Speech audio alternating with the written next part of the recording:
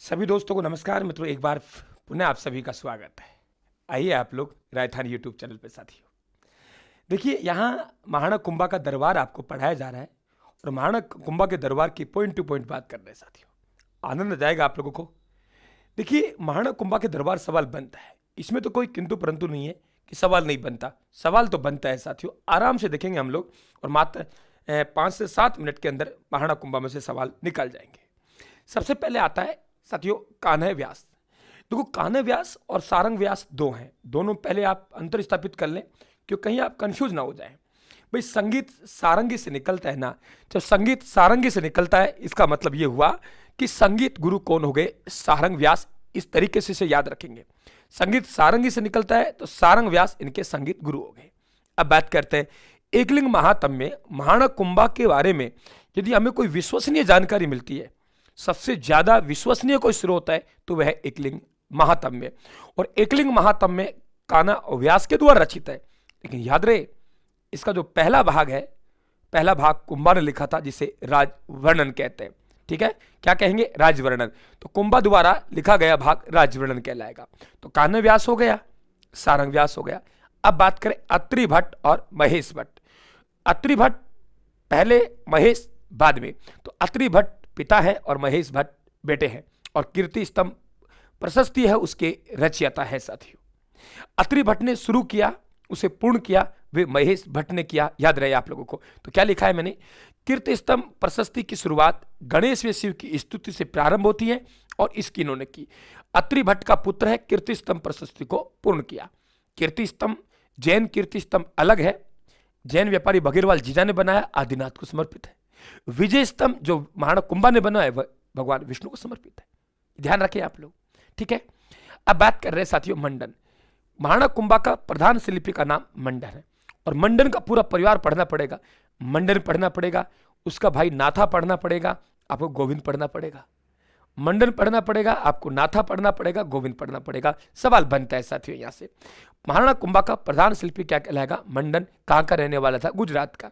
ये गुजरात जाया करते थे, तो ये गांव बस के, यहाँ सोमपुरा गांव है कोई दक्षिण राजस्थान में, जहां वहां से लोग आए हुए कलाकार बसते। चित्रशैली भी हमारी गुजरात से ही आई थी, ये भी आपको पता है। देखिए प्रधान शिल्पी, तो हम लोगों ने इनके ग्रंथ का नाम क्या है, देखो ग्रंथ सबके पीछे बहुत से हम लोग कहते हैं कि सर मंडल लग रहा है, लेकिन वे अकेले मंडन से पार पड़ने वाले नहीं है, वे आपको कुछ और ही पूछेगा। ठीक है, देखिए वो किसी एक में नकली मंडल लगा देगा, किसी का आगे लिख के फिर नकली मंडल लगा देगा। तो यहां देखिए आप लोग बात करें कि आपके मंडन महाराणा कुंभा का प्रधान शिल्पी है और कहां का रहने वाला है, गुजरात का। यहां पे हमारे क्या है, वैद मंडन है। क्या है, वैद मंडन। इधर क्या है, कोदंड मंडन है, देवता मूर्ति प्रकरण है, प्रसाद मंडन है, राजवल्लभ मंडन है, वास्तु मंडन है, वास्तुसार है, शकुन मंडन।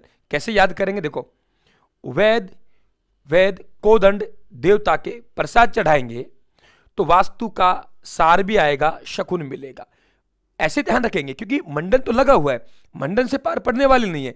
एक तरीका देखेंगे आप लोग किस तरीके पढ़ते हैं कि भाई वैद कोदंड देवता के प्रसाद चढ़ाएंगे तो वास्तु पर सार भी आएगा और शकुन मिलेगा। इसे आप एक आध बार लाइन को तोड़ेंगे तो अपने आप क्लियर होता चली जाएगा। ठीक है, आगे बात करते हैं। नाथा, नाथा मंडन का छोटा भाई है, वास्तु मंजरी लिखेगा। और गोविंद, वेरी इंपॉर्टेंट क्वेश्चन है, आपसे डायरेक्टली पूछता है कि बताइए महाराणा कुंभा के निम्न में से कौन सी रचना नहीं है। पहले बता दूं आप लोगों को, और इनमें से एक फंसा देता है। महाराणा कुंभा की निम्न में से कौन सी रचना नहीं है, यह पूछ लेता है। या पूछेगा गोविंद की निम्न में से कौन सी रचना नहीं है, ऐसा सवाल यहां पे बनता है।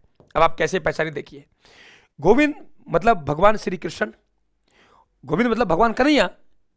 हम लोग कहेंगे गोविंद मतलब भगवान कन्हैया। तो भगवान कन्हैया हमारे यहां आएगा, हम लोग कहेंगे मंडन का पुत्र है, और गोविंद हमारे द्वार में आके कला करेगा तो उद्धार हो जाएगा। तरीका देखिए, गोविंद हमारे द्वार में आके कला करेगा तो उद्धार हो जाएगा। गोविंद हमारे द्वार में आके कला करेगा तो उद्धार हो जाएगा।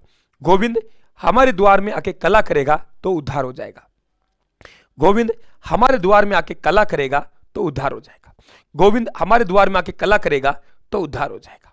ठीक है, तो द्वार का मतलब द्वार दीपिका, कला का मतलब कला निधि, और उद्धार का मतलब उद्धार धोरणी। क्लियर हुआ। रमाबाई की बात करें तो ये कुंभा की क्या थी, पुत्री थी, विदुषी थी साथियों, वागेश्वरी है।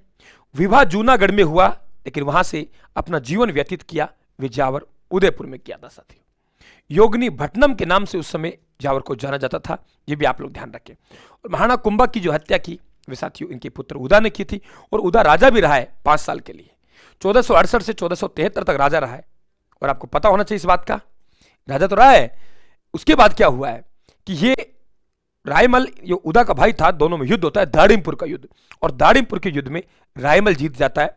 उदा यहां से भाग के मालवा चले जाता है, और साथियों वहां आकाशीय बिजली गिर जाती है, जिस कारण से उदा की क्या होती है, मृत्यु होती है। तो बात समझिए, तो डायरेक्टली यहां से सवाल बनता है। देखिए एग्जामिनर का फिक्स है, वे आप अलग बात है कि पहचान पाए नहीं पाए, लेकिन उसका फिक्स है कहां से सवाल पूछा जाएगा, और सवाल वे वहीं से पूछता है साथियों। धन्यवाद, राम राम साहब।